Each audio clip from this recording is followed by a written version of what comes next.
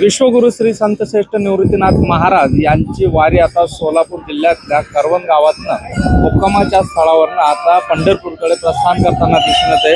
खरं तर आता वारीचा जो तो या ठिकाणी 20वा होणार आहे आणि यामुळे आता वारकरी जे ते या ठिकाणी 20व्याच्या ठिकाणी येऊ लागलेले आहे। खरं तर अनेक दिंड्या जे त्या या वारीच्या सहभागी झालेले आहे आषाढी वारीमध्ये आणि त्याचबरोबर कशा पद्धतीने वाहतुकीचं नियोजन जे लावण्यात आलेलं आहे। सर,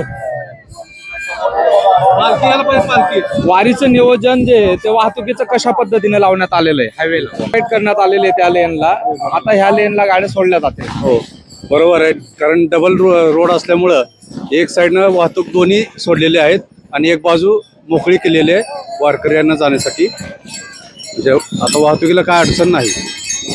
वारकऱ्यांना अडचण येऊ नये म्हणून पोलीस प्रशासनाच्या वतीने वाहतुकीचं नियोजन करण्यात आलेलं आहे। खरं तर आपण पाहू शकतो मोठ्या जल्लोषात या ठिकाणी संत श्रेष्ठ निवृत्तीनाथ महाराज यांचं वेनेगाव या ठिकाणी विश्रांतीसाठी आगमन झालेलं आहे। एकूणच या वारीमध्ये अनेक दिंड्या ज्या आहेत त्या सहभागी झालेल्या आहेत आणि वारकऱ्यांचा हा महामेळावा जो आहे तो आपण पाहू शकतो। या ठिकाणी निवृत्ती दादा यांचा रथ जो आहे तो आता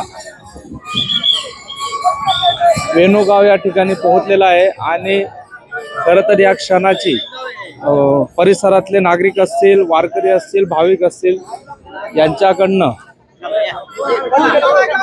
स्वागत केलं जातं। मोठ्या जल्लोषात हे स्वागत जे ते होत असतं। दर्शनासाठी भाविक जे रथाजवळ मोठ्या संख्येने या ठिकाणी गर्दी करत असतात।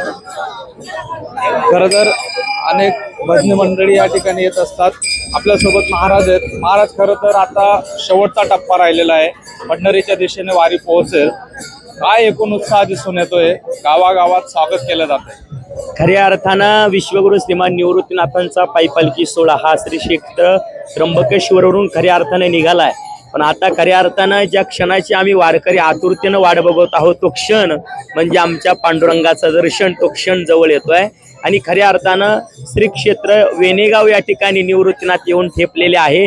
अगदी आता आजचा दगड्या कोल्याचा मुक्काम, उद्याचा करकंब आणि चिंचोली आणि पुढे आमच्या जगददार रुक्मिणी प्राण संजीवन पांडुरंग परमात्म्याचं दर्शन खऱ्या अर्थानं आम्हाला मिळणार आहे। आणि हा जो सोहळा आहे वर्षभर या सोहळ्याची ऊर्जा खऱ्या अर्थानं आमच्या त्या ठिकाणी राहील म्हणून आम्ही वारीला येत असतो। हा सोहळा न भूतो न भविष्यती। 11 महिने आम्ही सगळे प्रपंचाकरता जगतो पण 1 महिना आम्ही देवाकरता जगत असतो म्हणून सगळा वारकरी आनंदात त्या ठिकाणी पंढरपूरच्या दिशेकडे निघालेला आहे। रामकृष्ण हरी। खरं तर प्रपंचासाठी 1 वर्ष जगत असतात आणि माऊलींसाठी 1 दिवस, म्हणजे वारीतलं महत्व आणि या वारीत सहभागी झाल्याचं एक वेगळं पण या वारीतनं दिसून येत आहे। कॅमेरामन तुषार डेप्लोसह खुशाल पाटील, सोलापूर, वेणुगाव।